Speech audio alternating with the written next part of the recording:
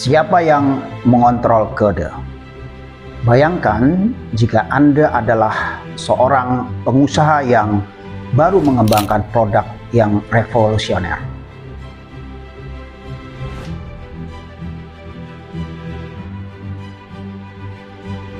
Dalam jangka waktu 3 hari sejak Anda memperkenalkan produk tersebut, sebanyak 1 juta orang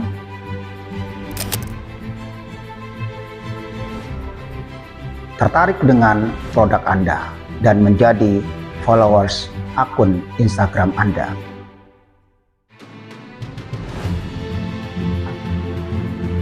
Anda pasti sangat senang dan pasti akan merayakan kesuksesan itu.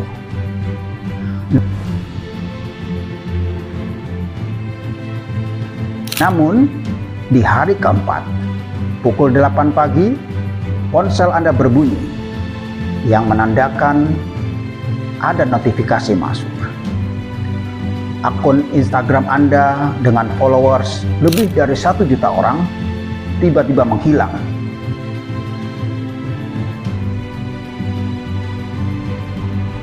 Tanpa ada peringatan. Dan tidak ada penjelasan. Dan hanya satu pesan, konten Anda melanggar kebijakan komunitas kami. Anda pasti akan protes dan Anda pasti akan menghubungi Instagram. Menunggu 1 hari, menunggu 2 hari, menunggu 3 hari, dan tidak ada jawaban.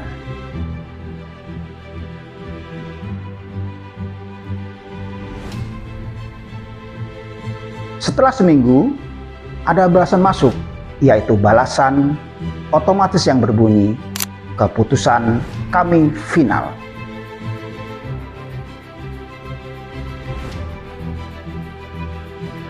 Anda tidak tahu persis apa kesalahan Anda. Tidak ada hakim, tidak ada pengadilan, dan tidak ada pengacara yang bisa membantu.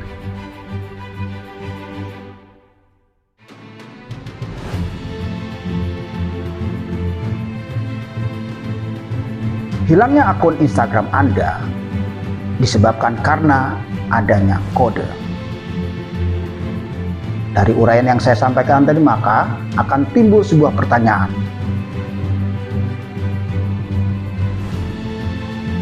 Dan pertanyaan itu adalah yang akan kita bahas.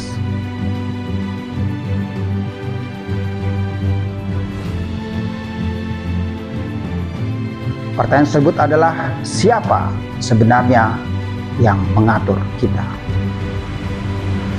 Untuk menjawab pertanyaan ini, kita perlu ke tahun 1996, ketika seorang aktivis internet bernama John Perry Barlow yang menulis kepada para pemimpin dunia industri. Dalam tulisannya, John Perry Barlow mengatakan bahwa internet akan membebaskan kita dari kekuasaan negara.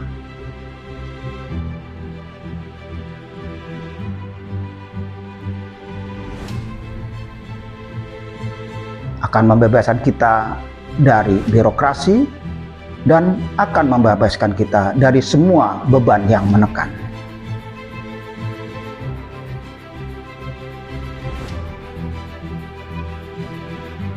Para pemimpin dunia industri termasuk generasi pertama pengguna internet percaya dengan apa yang dikatakan oleh John Perry Barlow.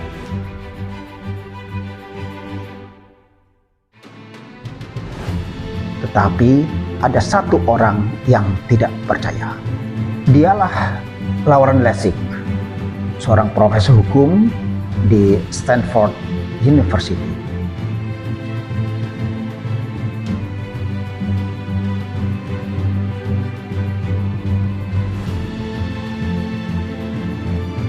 Ketidakpercayaan Lauren Lessig tergambar dengan jelas dalam tulisan dari Gibson Gisor Yamato yang terbit di jurnal Asia Pacific Law and Policy Review dengan judul Code 2.0 Lauren Lessig yang terbit di tahun 2018. Dalam tulisannya, Gisor Yamato menyampaikan bahwa Lauren Lessig telah menulis buku yang berjudul Code and Other Laws of Cyberspace. Dalam buku tersebut, Lauren Lessig membuat prediksi yang cukup mengkhawatirkan kita semua. Dia mengatakan bahwa internet tidak akan membebaskan kita.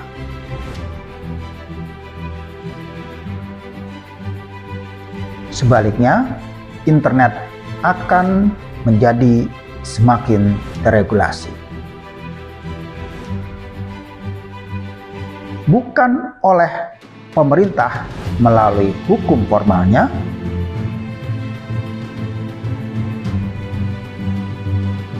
tetapi oleh perusahaan-perusahaan komersial melalui kode algoritma.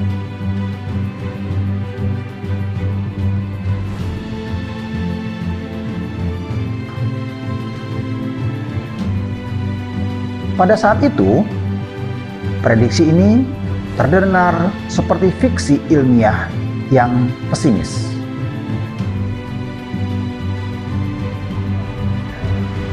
Tetapi sekarang, 30 tahun kemudian, kita hidup dalam prediksi itu.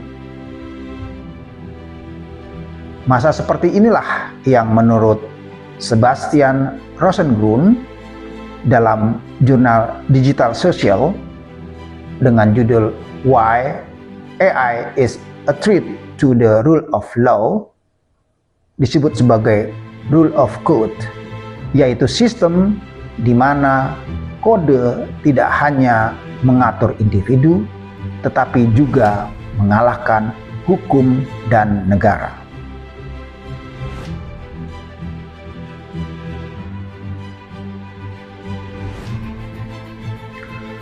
Dan sistem yang mengalahkan hukum dan negara itu, serta dianggap sebagai undang-undang, dibuat oleh engineers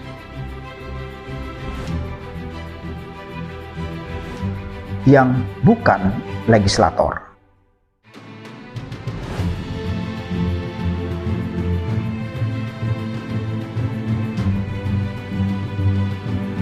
Dan sekarang pertanyaan pentingnya adalah bagaimana kita melawan hal ini. Pada tahun 2023, Uni Eropa membuat keputusan penting. Mereka membuat regulasi bernama Digital Service and AI Act.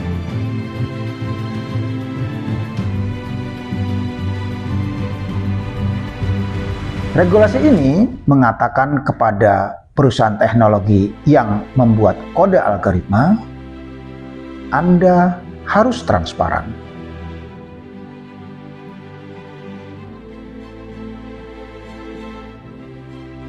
Anda harus bertanggung jawab.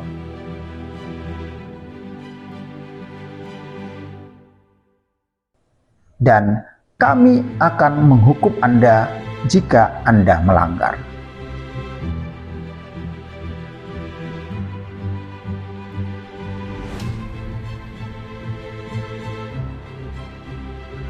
Regulasi pertama kali hukum mulai mengatur kode. Perusahaan teknologi mulai bergerak.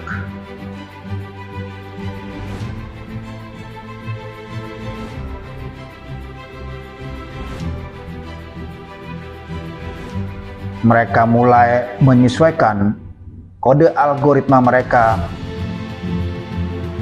untuk mematuhi regulasi. Mereka mulai mengakui bahwa mereka memiliki tanggung jawab sosial.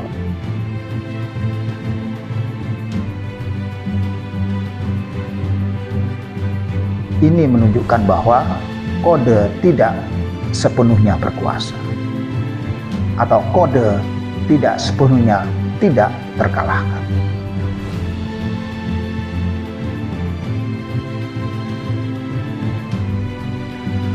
Dari hal ini dapat disimpulkan bahwa jika hukum,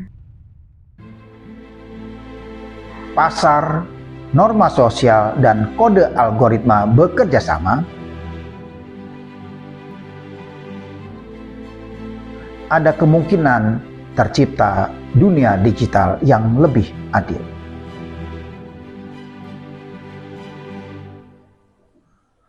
Sebelum saya akhiri, ada satu pertanyaan yang paling fundamental, yaitu siapa yang menulis kode?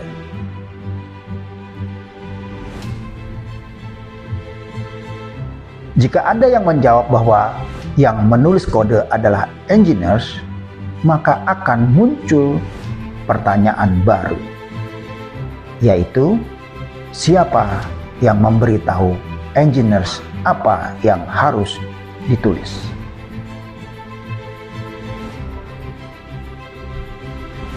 Dan jika ada yang menjawab bahwa manajerlah yang harus memberitahu engineers, maka akan muncul pertanyaan baru, yaitu siapa yang memberi tahu manajer.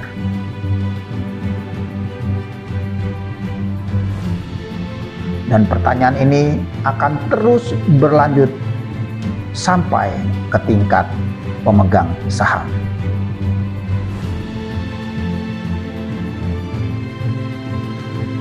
Dari sini kita bisa menemukan kebenaran yang mengganggu pikiran kita sebagai orang hukum. Ternyata kode algoritma yang mengatur kita tidak ditulis secara demokrasi.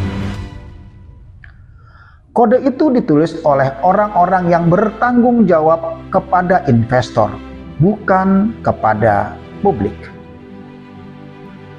Facebook tidak pernah bertanya kepada 3 miliar pengguna mereka, apa kode algoritma terbaik yang harus ditulis untuk kepentingan pengguna. Facebook menulis kode algoritma karena kode itu menguntungkan mereka. Jadi, apa yang bisa kita lakukan? Pertama, kita perlu menyadari bahwa kode mengatur kita. Kedua, kita perlu menuntut transparansi dari kode tersebut. Ketiga, kita perlu mendukung regulasi yang adil. Keempat, kita perlu menciptakan alternatif platform yang dikelola oleh komunitas, bukan oleh korporasi. Dan yang kelima, yang merupakan yang paling penting adalah kita perlu mengingat bahwa kode ditulis oleh manusia. Kode bukan takdir, dan itu artinya bahwa kode bisa diubah. Terima kasih. Wassalamualaikum warahmatullahi wabarakatuh.